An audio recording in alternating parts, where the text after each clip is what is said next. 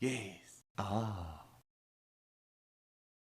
So I've gotten some requests over at howtofightnow.com for some standing submission moves. These are basically ways that you can end fights without throwing a single strike. So I'll give you those. Now please keep in mind one of these moves is incredibly dangerous. So don't be an idiot. Here's the lesson. Alright, some standing submissions for a rare zoomed in lesson. So the first one we're going to cover is the standing guillotine. And pretty much the majority of my standing submissions are going to be done from some position where you were in close. So I love the clinch because you already have control over the guy's head. Even if you just have over-unders, you kind of have control of the guy's head. The majority of these are going to be done by snapping the guy's head down so that you can have a further system of control over that head. So for the guillotine, it's important to note that the actual movement that applies the choke is bringing your wrist, your forearm bone, up into the guy's neck. So let's say I have Greg clinched. From here, I'm going to snap his head down and wrap this hand around so that my thumb is facing up and pointing out the other side of his neck. Now that snapping process, it's not, as self-explanatory as you might think. I want to be snapping his head and pushing it towards the side of my body that I want to choke him on. I actually want his head to end up kind of under my armpit. So I'll face Greg's back towards the camera.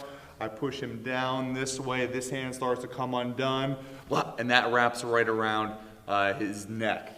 The left hand is pushing his head down and towards the armpit. This hand is kind of swinging under. So I would strongly recommend that you just go ahead and do this a bunch of times. That was a sloppy one. Okay, that one was pretty good.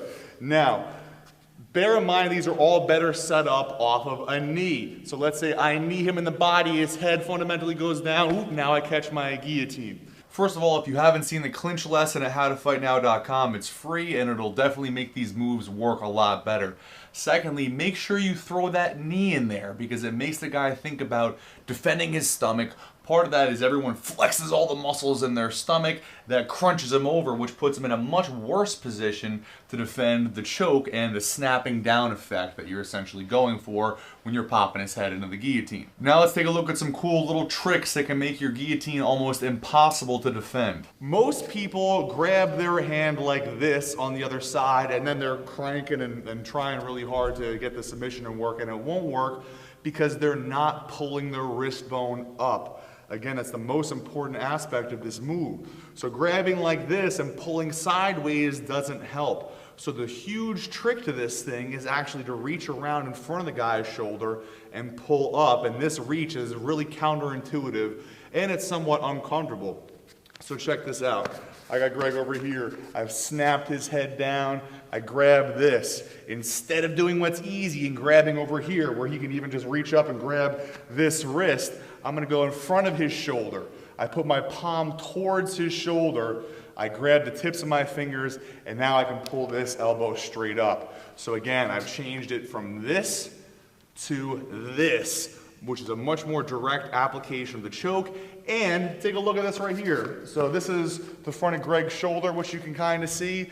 Instead of having this wrist so easily grabbable, it's really tough for him to grab. He doesn't even necessarily feel what he needs to defend. Certainly not until it's too late. Now then the final note of the application is driving your hips forward, pushing your hands up, and if the guy tries to back up, you just go ahead and walk right after him, right like that. And eventually he is going to choke out. When you feel the guy's body go limp, or if all of a sudden he's really heavy, that's when it's time for you to let go, because his ass is taking a nap.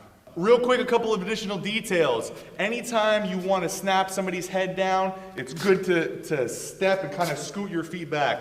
So I'll back up so you can see this.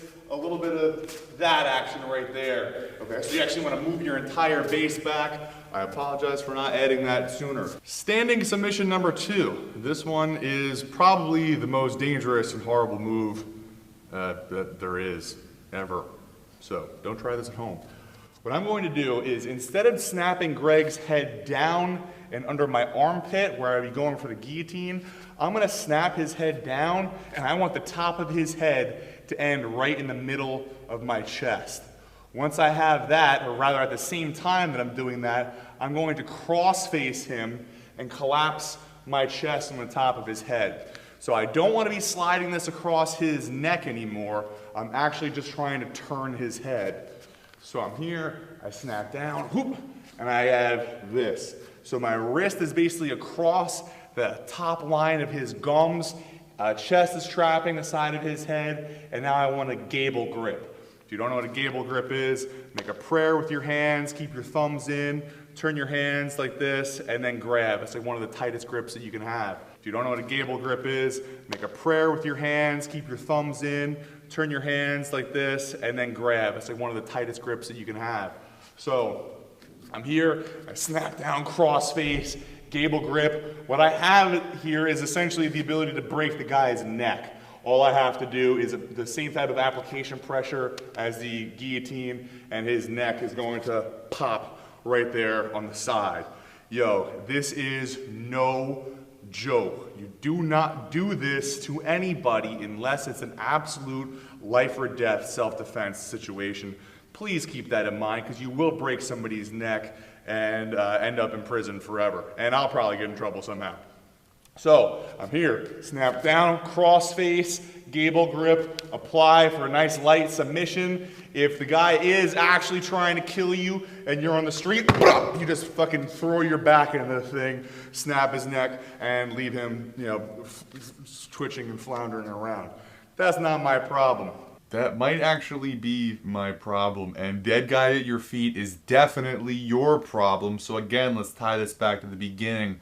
This is for extreme self-defense situations only, life or death stuff. So the next thing that I want to point out is that the clinch is one of the absolute best tools that you can use for multiple attacker scenarios. Why, you ask? Well, I'll show you. So if I have Greg's head clinched and I'm working on him and I'm throwing some knees into his body, and you are one of Greg's friends that's trying to attack me, well, one of the things that's easy for me to do is real quick throw Greg in between me and you, bop, bop, rip some knees, throw this, bop, break his neck, and now his ass is on the ground. And if I walk at you and you just saw me break your boy's neck, you're probably going to shit yourself first, and then you're going to run away. So in any type of life or death scenario, go for the clinch, multiple attackers, put that guy between you and him, boom, and work for one of these standing submissions.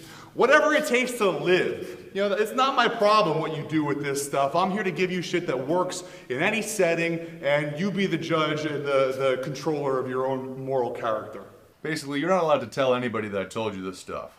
Unless, of course, you use the share button that's directly beneath this video. Huh? In fact, post this on somebody's Facebook wall that you want to choke to sleep. Or use that button and put it up on Pinterest. Freak out some housewives. They're looking for a freaking apple pie recipe, and instead they got a recipe for death and destruction. So I got a couple more submissions from standing that are badass. This first one revolves snapping the guy's head down into a front headlock. So I snap his head down, I drag this arm, catch this, and after that, you gotta go to howtofightnow.com in order to get the rest of the move. Or I kick the dude over, you're not gonna be able to see this. Whoop! Yeah, I bet you wonder what's happening. He's choking. He's choking, you can't see it. Oh, yeah. Go to howtofightnow.com in order to get the rest of the move. Hey, if you like this video and you learned something, click the like button. Why not? And also subscribe to my channel, because I'm always putting out more ridiculous savageness. However, howtofightnow.com does have way more lessons than my YouTube channel, and they are free. So go to the website. I have more standing submissions of all sort, and ways to knock people the F out. Pretty much whatever you want that, you know, can get you arrested for all types of assault and battery. I'll see you on the website. Yeah.